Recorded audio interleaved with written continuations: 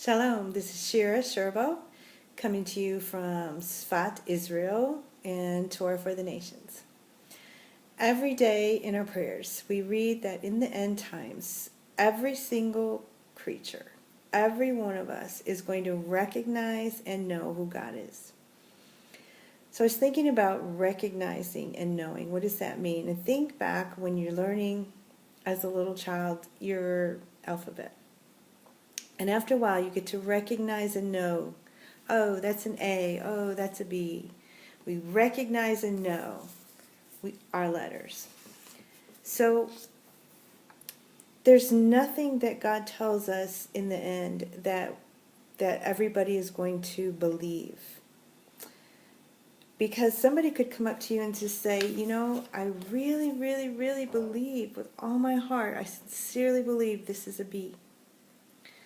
The thing is, it doesn't matter. It doesn't matter. It doesn't change anything. God says he is who he is. He will be who he will be. And it doesn't matter if somebody might say he's a cow. Somebody might say he's the sun. Somebody might say he doesn't exist. They might really, really, really believe that. You could really believe whatever you want to really believe, but that doesn't change recognizing and knowing. So if you decide, okay, that's true, in the end, everybody's going to know. We're all going to know. We're all going to recognize and know the truth of who God is. But what if we want to know now? What stops us from knowing? Because, like I said, you could ask one person and they'll say, God is this, and another person, God is that. So how do we go about learning how to recognize and know who God is? And something that stops us is something that's called motivated reasoning. We all do this. I think of when we go to a sports event, and I don't know if this is a great example, but it's the best one I can think of. We go to a sports event and we know which team we want to win. Maybe our son or our grandson or our daughter or granddaughter is playing. So we know which team we want. This is our team. So when the ref makes a call and it's against our team, we have this motivated reason to think it's a bad call.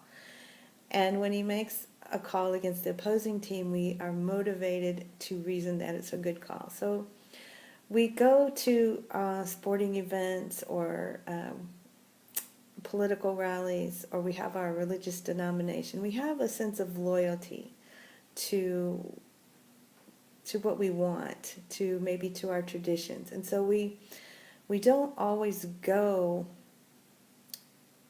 thinking objectively. We go with, we're motivated to, we know what we want to happen. So sometimes we feel even bad, like asking questions or changing our mind, because we feel like we have to, we're not being loyal somehow to our team or to our grandparents. Now compare that to somebody like a scout. A scout goes and he's observing all the players, and he's just going with no emotion. He doesn't care which team wins. He's going just seeking information. He's trying to recognize and know what's out there, who the best players are, who he should offer a scholarship to. Okay, so when we have this kind of a mindset, a scout mindset, instead of defending what we already know, we are just going. We're not afraid to ask questions. It's not about emotion. It's not about what we believe. We're just trying to recognize and know who God is. So that's the first thing we have to do. We have to have the eyes to see of a scout. We have to see with our intellect. We have to get rid of anything that could prevent us from being objective when we look for the truth. So I'll just end with a little story that I heard. There was a man that wanted to learn, and he went to a wise sage's house, and he went to learn and to have some tea. And so the first thing the sage did was he he started pouring the man some tea. So he just pouring and pouring and pouring and pouring and pouring. And the man's like, whoa, whoa, whoa, whoa, whoa. The cup is full. And the teacher said, that's right. That's your first lesson. So come back tomorrow for lesson 2. So what is the first lesson? We have to come, in Hebrew the word is betul. We have to come empty.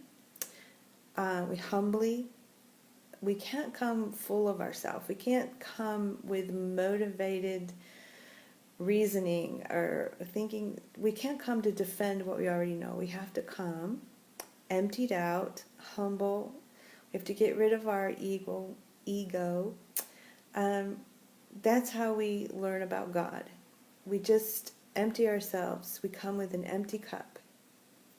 A teacher cannot teach anyone that's full to the top and already knows everything. So if you want to start seeking God and recognizing and know Him without emotion and without saying I believe this or I believe that, but really knowing in a way that's intellectual, in a way that, in the same way that you learned your alphabet, you can recognize and know who God is.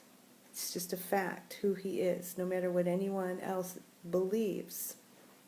So in the end, we know this is what's going to happen. Every creature that walks the earth is going to recognize and know Him. But you can do that now. But our first step is to empty our cup. So that's lesson 1. Come empty, come humble, get rid of the ego. Don't try to defend anything that you already know. But just come to learn. All right. That's the first step. That's lesson 1. Lahitraot. Bye for now. See you later.